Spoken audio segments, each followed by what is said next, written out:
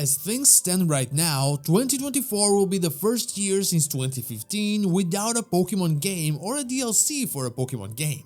In fact, in 2022, we even got 2 Pokemon games with Pokémon Legends Arceus in January and Scarlet and Violet in November. That was insane and should not be done again, but my tinfoil hat senses cannot stop tingling and telling me that Pokemon doesn't just stop anymore. So hey, I'm not so a strainer and get ready for the rambles of a madman. Let's get into it. We are very quickly and finally approaching the end of the Nintendo Switch era, and it appears that Pokémon Legends ZA will be the final game in the console. In fact, it might be the final one in this console and the first one on the next console. And if that happens, it will happen in 2025. We have that confirmed. We don't know when in 2025 that will happen, but I have my doubts that it will be a January title like Pokémon Legends Arceus. I think it will be a more later down in the year kind of title like Scarlet and Violet. Whatever the case, that leaves 2024 untapped. Just like the subscribe and like button for example, but that is something that you can change. The release date, you can't. Still, I cannot believe on a year without Pokemon. We've been hoping for this to happen for a long time. Pokemon, and more specifically Game Freak, are a franchise and developer that were clearly suffering with their schedule. It was too much for them to handle.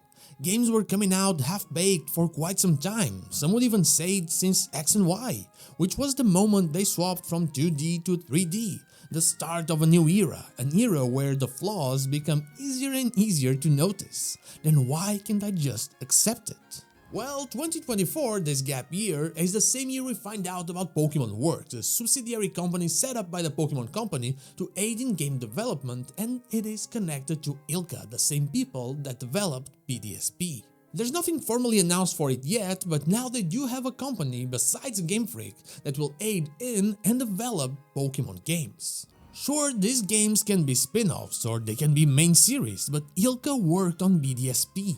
That's a pretty big honor for any company. Game Freak doesn't just let other people develop main series Pokemon games, and my money is on Pokémon Works being there mostly for that. I have a whole video talking about this company and what it means for the Pokemon franchise that I believe you should absolutely check out and tell me what you think there. But the important part is, there's someone else doing stuff right now, and this comes in the same year when there's technically no main series Pokemon. The trademark was only pushed a few months ago, but that doesn't mean that they weren't working on something already. Still, now you're probably saying, Pokemon Day is gone already and they only announced Pokémon Legends ZA, so surely we're not getting anything else. But what if it doesn't matter? Yeah, Pokemon Presents started in 2020 and since then every major announcement has been made on the Pokemon Day 1. But things are constantly changing. It used to be game, then third version, then remake, then it changed. Then we had game, DLC, remake and Legends game, but apparently that appears to have changed as well. And we can't forget that games like Ultra Sun and Ultra Moon, as well as Pokemon Let's Go Eevee and Pikachu, were announced in June and May respectively. They could have done that in February, but they didn't. They clearly believe that some games are able to market themselves. Ultra Sun and Ultra Moon are a weird case since they had basically been marketed for with Sun and Moon since they're nearly the same game. And Let's Go Eevee and Let's Go Pikachu, well, those are Kanto games, they sell themselves. But what other region has that power?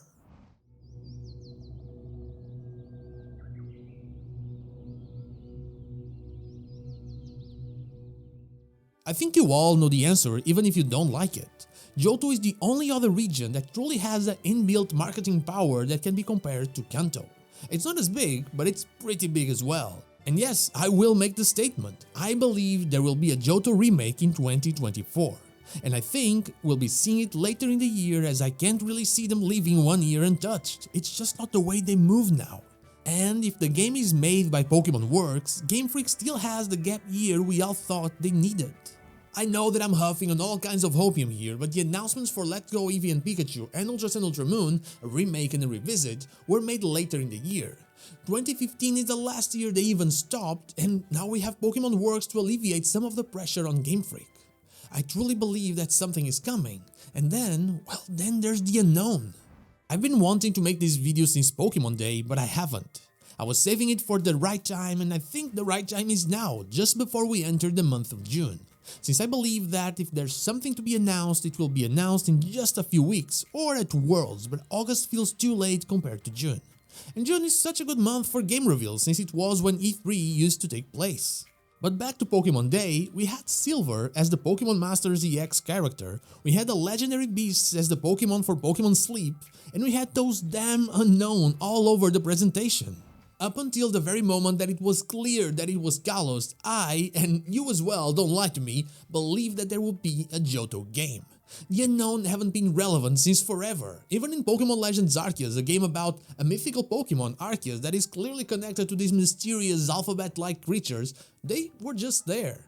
So why use them if not to remind us of Johto? Many people haven't played through this region or its games, as the remakes aren't available in any console past the Nintendo DS unless you're going for emulation, and while the original games are in the Virtual Console, well, they're just the kind of games that they would love to give a more modern touch. And they are the 4th best-selling generation ever, and up until recently, they were the 2nd. They are the definition of games that market themselves. That whole presents was a reminder that Johto is a thing, not that anyone needed such a thing, of course, but it was also a tease for what's to come. A remake for the Johto region, a remake of Pokemon Gold, Silver and Crystal, and Heart Gold and Soul Silver, but with a more modern touch. Something I see happening in the same style as Pokemon Brilliant Diamond and Shining Pearl. A game that will be controversial, that will make some people mad for many different reasons. Either they don't like Johto and are fans of Unova because it appears that Unova fans don't like Johto, which is weird, or they will think that Johto deserved better. But on the other side, there will be a huge crowd of fans that will be playing through one of, if not their favorite adventure in the whole of the Pokemon franchise. And this, well, this is what hopium does to a person. And that is all I have for you today, a video that I've been wanting to make for a while, but I was just waiting for the right time. But what about you? Do you think I'm crazy or do you think there's something coming? Let me know in the comments down below. And now, like the video if you like it, dislike if you don't, and don't forget to subscribe to the channel for more Pokemon content and also ring the bell so you know when the next video is out. Also, you can become a channel member or check out my merch in order to further support the channel. I'd be forever thankful for that. You can follow me on social media or check out one of my streams here and on Twitch. All the links are in the description. Thank you so much for watching, and I'll see you all on the next one.